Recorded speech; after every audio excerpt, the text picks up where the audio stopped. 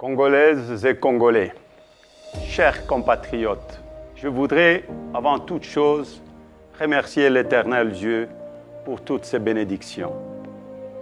Permettez-moi ensuite de m'incliner devant la mémoire de nos compatriotes et de tous ceux qui ont perdu leur vie suite aux activités criminelles de groupes armés, internes et externes, et surtout l'étendue du territoire national, notamment à Ituri, au Nord Kivu et à Kwamut.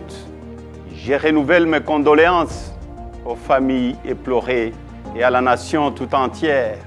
Je n'ai pas manqué dans mes prières quotidiennes de penser à nos regrettés disparus et à leurs familles. Aucun de Congolais, ni toute autre personne vivant dans notre pays ne devrait payer de sa vie du fait de l'incapacité des autorités établies à protéger les citoyens et leurs biens. Chers compatriotes, la vie de nos concitoyens ne peut être sacrifiée sur l'autel des intérêts égoïstes. C'est ici pour moi l'occasion d'honorer la mémoire des victimes de la barbarie et des injustices, parmi lesquelles notre regretté frère et camarade de Rez Mémoire, Chérimain Okende, dont le corps est toujours gardé depuis bientôt 4 mois entre les mains de la justice, sans aucune explication, prolongeant ainsi une douleur inacceptable ressentie par sa famille et ses proches. Mes pensées vont également à tous nos compatriotes qui croupissent injustement en prison pour des raisons purement politiques.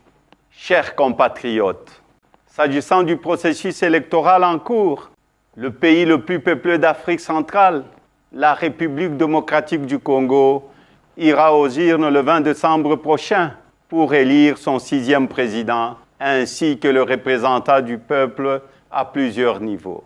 Ce processus se déroule dans un contexte de conflit armé persistant dans la partie est du pays et suscite également beaucoup d'inquiétudes sur plusieurs plans. Malgré les faiblesses observées et plusieurs fois dénoncées, je tiens à saluer l'attitude de la CENI et la Cour constitutionnelle pour le traitement équitable des candidatures à l'élection présidentielle. Je les exhorte à garder la même attitude jusqu'à la fin du processus électoral en vue de redorer l'image de notre pays. Chers compatriotes, le temps est arrivé de mettre un terme à l'insécurité et aux tueries surtout dans la partie est de notre République, de répartir équitablement les richesses du pays et de dissiper la misère de la population, de mettre fin à la gabegie financière, au détournement, à la corruption et au tribalisme, de couper court à l'instrumentalisation de la justice, de doter la République d'une administration efficace, d'une armée républicaine, professionnelle et dissuasive et d'une police au service des citoyens, de restaurer l'autorité de l'État, d'améliorer les conditions socio-économiques des Congolais. Je suis convaincu que notre détermination de sortir de ces conditions de vie qui se dégradent continuellement va conforter notre énergie, notre sens de responsabilité et notre maturité pour mettre fin à la gouvernance chaotique qui nous est imposée. Bref, il est temps de rendre la dignité aux Congolaises et aux Congolais. Le beau temps est arrivé. Il est à notre portée. Mon combat est l'instauration de la démocratie et d'un état de droit où il fera bon vivre. S'inspirant de certains enseignements de nos illustres disparus, je citais Joseph Kasavubu, le président Joseph Désiré Mobutu, le président Laurent Désiré Kabila et le premier ministre Patrice Emery Lumumba. Je soutiendrai qu'il est temps d'écrire ensemble notre propre histoire, une histoire de gloire, de dignité et non d'injustice. Ils nous ont appris notamment à privilégier l'intégrité et l'honnêteté, l'unité, la concorde et la cohésion nationale, la dignité du peuple congolais, l'autoprise en charge du peuple et le combat pour la liberté. Chers compatriotes, j'aimerais féliciter les autres candidats à l'élection présidentielle pour la sélection de leur candidature et leur rappeler que nous sommes tous filles et fils de ces pays. Nous ne sommes pas des ennemis, mais simplement des adversaires politiques. Les élections ne peuvent et ne doivent pas être à la base des divisions, mais plutôt à la confirmation de notre maturité politique en tant que filles et fils d'une même nation. J'en appelle donc à la cohésion et à l'unité nationale, si chèrement acquises et qui sont mises à mal par des antivaleurs, notamment le tribalisme et le népotisme. Nous devons tous de sensibiliser nos équipes de campagne et nos militants au respect mutuel et aux échanges constructifs pour le bien-être de notre pays. Par ailleurs, je demanderai à tous les candidats de s'impliquer dans le processus électoral afin que la vérité des urnes soit respectée et observée par tous.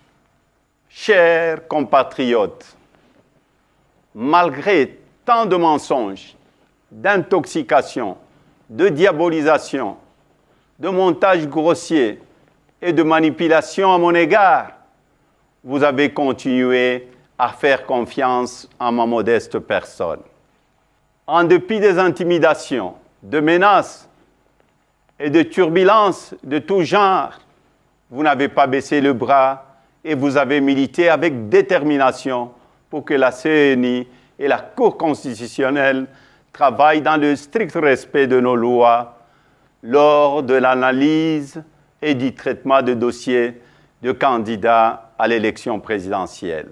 Je vous en remercie et vous exhorte à rester vigilants jusqu'à la publication de résultats qui seront la consécration de notre victoire tant attendue. Je tiens également à remercier la communauté internationale pour son appui et son accompagnement dans ce processus dont tous les Congolais attendent une issue heureuse et respectueuse de leur volonté pour un climat post-électoral apaisé. Chers compatriotes, mon parti a un programme de gouvernance chiffré qui sera dévoilé au moment opportun et pour lequel nous restons ouverts à la contribution d'un chacun en vue de sa consolidation et de son appropriation pour tous les enfants de ces beaux pays que nous avons malheureusement transformés en enfer. Pour le changement, le temps est arrivé. Pona bongwana, tango ekoki. Washituluilu, dibadia kumbani. Samuna sombodolo, tangu mefwana. Kwa mabadilisho ya wakati inenea. Un autre Congo est possible. Que Dieu bénisse la République démocratique du Congo et son peuple. Je vous remercie.